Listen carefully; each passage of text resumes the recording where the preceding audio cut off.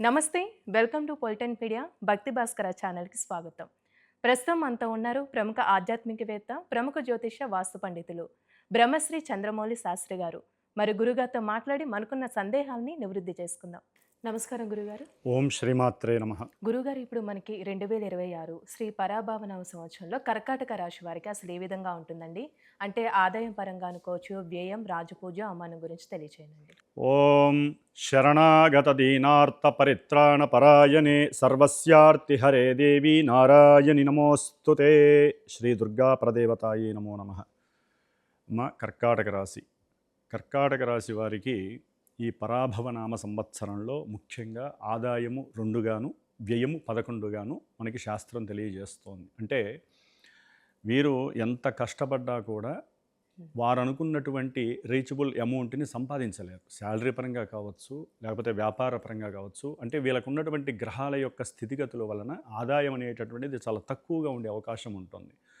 వ్యయము అంటే ఖర్చులు కానివ్వండి, కోరికలతో కలిగేటటువంటి ఎన్నో రకాల వస్తువులు కొనటం వలన, అది వారి రీత్యా కావచ్చు, ఇంట్లో గృహరీత్యా కావచ్చు, కోరికల వలన ఎక్కువగా నష్టము కలుగుతుంది. అంటే ఆర్థికపరమైన నష్టము. సంపాదించేది కొంచెం అయితే ఖర్చు ఎక్కువగా ఉంటుంది.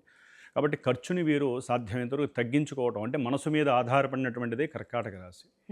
అట్లాగే రాజ్యపూజ్యము 4, అవమానము 7. అంటే వీరికి కలిగేటటువంటి, అది వృత్తిలో కావచ్చు, ఉద్యోగంలో కావచ్చు, ఇంట్లో కావచ్చు, రాజపూజ్యము అంటే గౌరవించేటటువంటిది, సన్మానము కాస్త 4% అయితే కనుక వీరు వెనక్కి తిరిగిన తర్వాత వీరిని అవమానించేటటువంటివి, లేకపోతే వీరికి కలిగేటటువంటి, అంటే వీరు అనుకున్నటువంటి కార్యాలు ఆలస్యం వల్ల కావచ్చు. అవమానము అంటే ఎవరో ఏదో మాట అంటే అవమానింపబడ్డం కాదు. వారు అనుకున్న ప్రతి పని కూడా వెనక్కి పడటం కూడా ఒక రకంగా అవమానంతోనే మనకి లెక్కలోకి వస్తుంది. కాబట్టి ఒక రకంగా కర్కాటక రాశి వారికి ఈ యొక్క పరాభవ నామ సంవత్సరంలో ముఖ్యంగా 4 గ్రహాలు శోభిస్తాయి, లేకపోతే వేధిస్తాయి. వాటిల్లో ముఖ్యంగా గురువు శుభగ్రహము, శని, రాహుకేతువులు.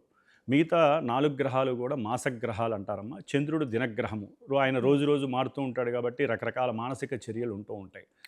ముఖ్యంగా శుభగ్రహమైనటువంటి గురువు ఈ కర్కాటక రాశి వారికి అత్యంత శుభగ్రహమైనటువంటి గురువు జూన్ 1వ తేదీ వరకు కూడా 12వ రాశి మిథున రాశిలో సంచారం వలన వీరు ఎంత ప్రయత్నం చేసినా, వారు చేసేటటువంటి వృత్తిలో కానివ్వండి, ఉద్యోగాదుల్లో కానివ్వండి, అంటే వీరు నిలుపుదాం అనుకున్న మార్పులు అనేటటువంటివి ఎక్కువగా జరుగుతూ ఉంటాయి.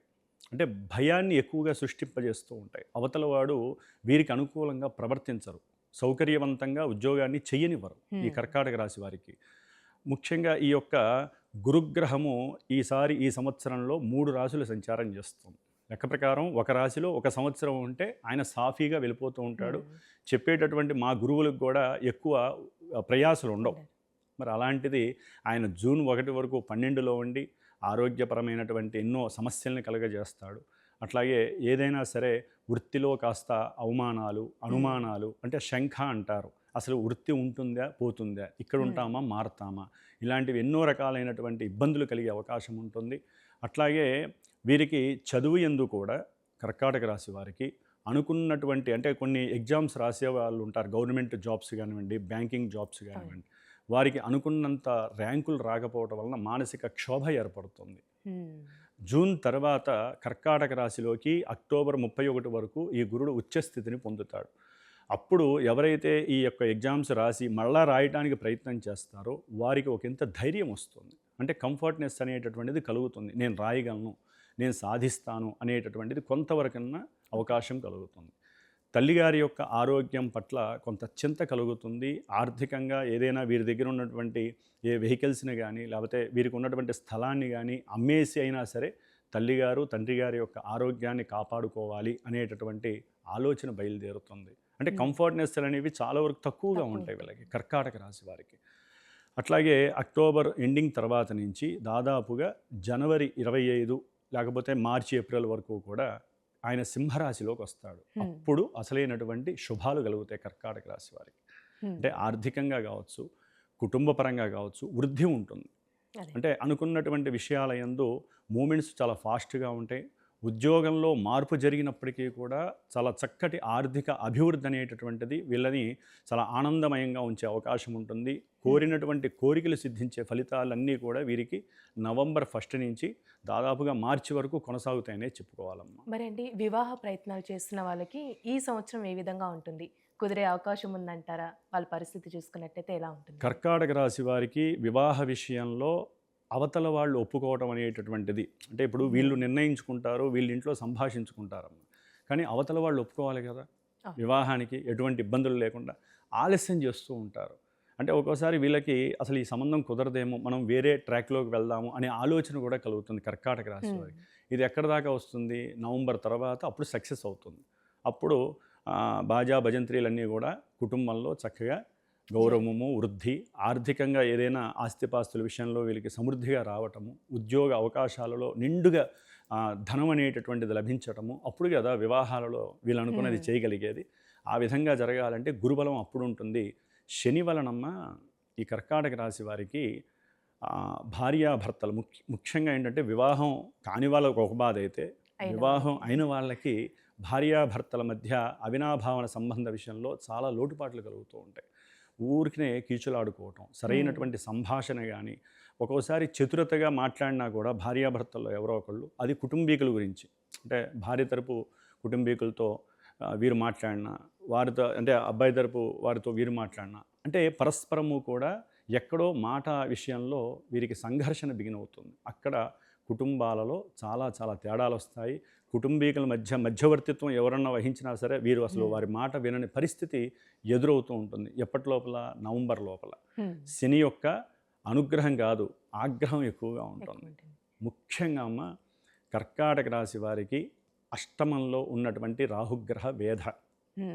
రాహుగ్రహం అనేటటువంటిది మహాపాపగ్రహం. శనిని కూడా ఆడించేవాడు రాహు. మరి అష్టమంలో రాహుగ్రహం వలన వీరికి ప్రమాదాల యొక్క సూచనలు ఎక్కువగా ఉంటాయి. ప్రమాదం అంటే ఆరోగ్యం క్షీణిస్తుంది, అట్లాగే ఆర్థికంగా వెనకపడతారు, అప్పుల బాధ ఎక్కువ అవుతుంది. ఒకవేళ అప్పులు చేసినా కూడా ఆ సంఘంలో ఎక్కడ కీర్తి ప్రతిష్టలు దెబ్బతింటాయో అనే ఉద్దేశంతో వీరికి లేనిపోని అగచాట్లు పడతారు. దానివలన వీరు ఒక్కోసారి కొంతమంది జాతకాలలో ఆత్మహత్య ప్రయత్నాలు కూడా చేసుకునే ప్రయత్నాలు అధికంగా అవుతూ ఉంటాయి కర్కాటక రాశి వారికి. దాన్ని నిరోధించుకోవాలంటే ఒకటే మార్గం, దుర్గాదేవి అనుగ్రహం పొందటం. ఈ సంవత్సరం దాదాపు డిసెంబర్ 5 వరకు కూడా రాహువు అష్టమంలో ఉండటం వీరికి దౌర్భాగ్యకరం. చాలా ఇబ్బందులు కలుగుతాయమ్మా. అంటే జన్మజాతకంలో ఏదైనా శుభ దశలు అంతర్దశలు జరుగుతున్నాయనుకోండి, వీటిల్లో కొంతవరకు సమసిపోతాయి, కానీ సమస్య పూర్తిగా సమసిపోదు. కాబట్టి రాహువు యొక్క దోష పరిహారార్థమై డిసెంబర్ వరకు కూడా వీరు కంపల్సరీ ధన విషయంలోనేమో ధనస్థానంలో కేతు ఉన్నాడు కాబట్టి వీరు రాహుకేతువులకి సంబంధించినటువంటి జపదానాలు చేయించుకోవటము, దుర్గాదేవికి సంబంధించిన చండీ సప్తసతి పారాయణలు కానీ చండీ హోమాలు కానీ చేసుకోవాలి. ముఖ్యంగా డిసెంబర్ తర్వాత కర్కాటక రాశి వారికి సర్పదోష ప్రభావం అధికం అవుతోంది. ఎలాంటి ప్రభావం? రాహువు మారుతాడు.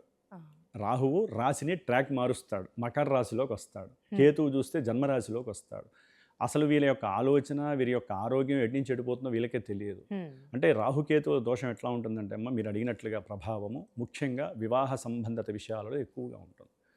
వివాహం కాని వాళ్ళకి కానీ వివాహం అయిన వాళ్ళకి కానీ అన్యోన్య దాంపత్య విషయంలో వివాహాలు ముందుకు వెళ్ళటంలో కానీ చాలా ప్రతిబంధకాలు ఏర్పడతాయి. దీన్నే కాలసర్పయోగ దోషం అంటారు. జన్మజాతకాలలో కనుక రాహుకేతువులు ఈ విధంగా ఉంటే దాన్ని సర్పదోషము అంటారు. దీని పరిహారార్థమై డిసెంబర్ తర్వాత వీరు కంపల్సరీ రాహుకేతువులకి అధిష్టాన దేవత అయినటువంటి సుబ్రహ్మణ్యేశ్వరుని యొక్క అనుగ్రహం పొందాలి.